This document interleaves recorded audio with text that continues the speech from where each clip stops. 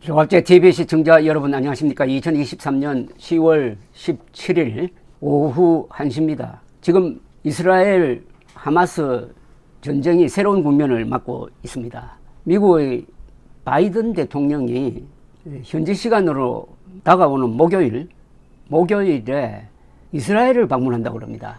이스라엘로 바이든 대통령이 간다는 의미는 그때까지는 이스라엘 군이 가자 지구로 들어가지 않는다는 것을 의미합니다. 바이든 대통령이 갑자기 아마 이 이야기가 나온 게 한 이틀밖에 되지 않았는데 이렇게 속전속결로 이스라엘을 방문하기로 한 것은 지금 아주 상황이 유동적이기 때문입니다. 그러니까 지난 7일 하마스의 기습으로 1,500명의 이스라엘 사람들이 무참하게 도륙되고 여기에 대한 보복으로 가자 지구에 대한 폭격으로 또 약 3,000명의 가자 시민들이 죽고 10,000명이 다쳤다고 합니다. 이와 별도로 이스라엘을 침공했던 약 1,500명의 하마스 테러 분자들도 제거되었습니다. 그런 가운데서 이스라엘은 가자 지구의 북쪽에 한 3개 사단을 진입시키기 위한 준비를 완전히 마쳤습니다. 명령만 내리면 바로 들어갑니다. 그런데 지금 가자 지구에 문제가 생겼습니다. 폭격으로 민간인들이 죽어나가고 또 이스라엘이 완전 봉쇄를 해가지고 전기, 연료, 물 그리고 이 식료품까지 다 끊어버리니까 지금 이 민간인들의 피해를 어떻게 막을 거냐 하는 게 또 새로운 관심사로 떠올랐습니다. 여기에다가 이스라엘은 가자 지구의 북쪽으로 우리가 진입을 할 것이니까 북쪽에 살던 사람은 남쪽으로 피난 가라라고 통보를 하는 바람에 약 50만 명이 가자 지구의 남쪽으로 이동을 했습니다. 근데 이동을 해서 어디 잘 데도 없고 먹을 것도 찾기 힘들고 해가지고 이것 또한 혼란이 계속되고 있습니다. 이런 과정에서 납치된 사람이 150명 정도로 알려져 있었는데 199명으로 늘어났습니다. 199명의 인질을 하마스가 인간 방패나 아니면은 협박용으로 막 쳐들어오면은 죽이겠다든지 협박용으로 지금 쓸 생각인데 이것 또한 상황이 복잡합니다. 이 복잡하기가 이루 말할 수가 없습니다. 중동 문제는 항상 이렇게 복잡합니다. 여기에 또 이란까지 가서 해가지고 가자 지구로 진입하면 우리 가만 안 있겠다고 이렇게 협박을 하고 이란의 하수 조직인 헤즈볼라가 레바논에서 이스라엘을 계속 포격을 하고 또 이스라엘의 요르단강 서안 지구 웨스트 뱅크에서는 또 이스라엘 군과 팔레스타인 사람들이 또 충돌하고 있고 이런 하여튼 복잡한 상황이 유동적으로 진행되고 있습니다.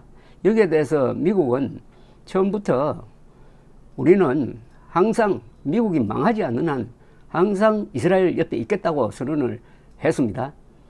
그래서 블링컨 국무장관이 지금 한 일주일 동안 중동 여러 나라를 지금 오고 가면서 외교를 펴고 있습니다. 그런 가운데서 바이든 대통령이 이스라엘이 하마스를 제거하는 것은 적극 찬동한다.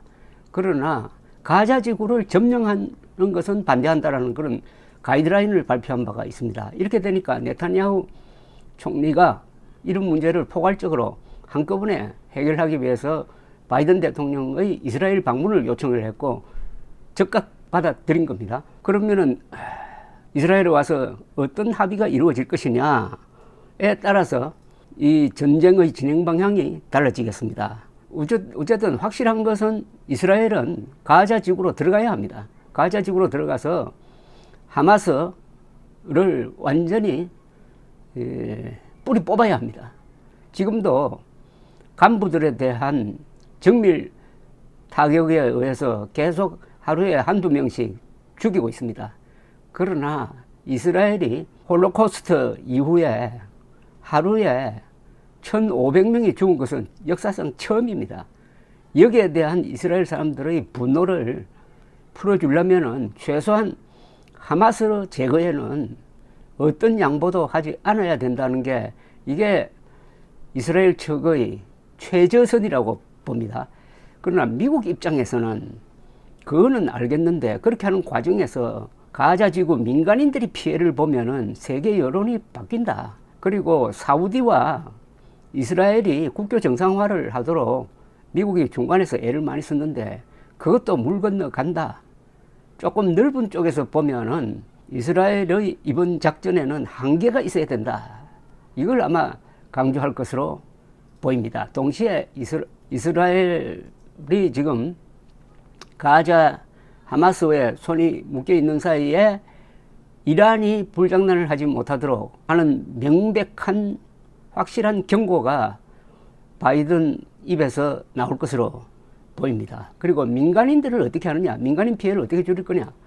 지금 남쪽 지방으로 몰려 있는데 남쪽 지방에 남쪽 그러니까 가자 지구의 남쪽에 한 150만 명이 몰려 있는데 이 사람들을 먹여 살리고 뭐 하는 이런 대책이 국제사회에서 있어야 되는데 그 남쪽 지역을 하나의 안전지대로 설정을 해가지고 거기에 외부 지원이 많이 들어가도록 하겠다는 이런 구상을 하고 있다고 그럽니다. 또 하나 지금 가자 지구에서 살고 있는 미국인 국적자를 어떻게 빼내갈 거냐 이것도 또 간단하지가 않습니다. 지금 완전히 봉쇄되어 있는데 유일하게 열려있는 통로는 이집트로 가는 통로인데 이 이집트 통로를 과연 이용할 수 있느냐는 겁니다. 이집트 쪽에서는 열어놨다고 그러는데 가자 쪽에서는 접근하는 게 잘 안 되는 모양이죠. 이래가지고 이 문제도 바이든 대통령이 이번에 가는 김에 해결해야 됩니다. 그런 사이에 미국은 이미 항공모함 부대 타스크포스 항공모함 2개를 동시에 지금 지중해 보내놓고 있습니다. 이런 유동적 상황에서 바이든 대통령이 이스라엘 방문하는 것은 그분으로서도 정치적 모험입니다. 또 내년 선거를 앞두고 트럼프가 지금 이스라엘을 오히려 비판하는 듯한 그런 말을 해가지고 아주 욕을 많이 듣고 있습니다.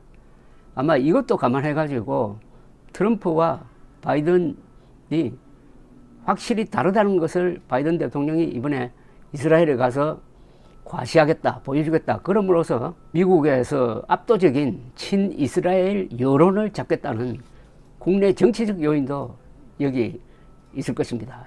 일단 임박했던 것 같은 가자 지구 이스라엘군 진입은 며칠 늦춰졌습니다. 그러니까 오는 목요일, 금요일 뭐 이때까지는 육상전은 못하는 거죠. 미국 대통령이 오는데 침공할 수가 있겠습니까? 그러나 미국 대통령이 하루 이틀 있다가 돌아간 다음에는 이스라엘의 작전이 시작되는데 이스라엘의 고민은 작전할 때 가자의 민간인들과 하마스를 어떻게 분리할 거냐. 하마스는 약 3만 명이 지금 요소에 들어박혀 가지고 준비를 하고 있을 겁니다. 그리고 수백 킬로미터나 된다는 가자 지구 내의 땅굴 이걸 어떻게 하나하나 파괴해 갈 거냐. 이런 전투를 과거 이스라엘은 한 적이 없습니다. 어느 나라도 이런 전투를 한 적은 없습니다. 그런 급박하게 돌아가는 상황에서 바이든의 이번 이스라엘 방문은 그 결과가 어떠하였든 아주 역사적인 의미를 갖게 될 것으로 보입니다. 감사합니다.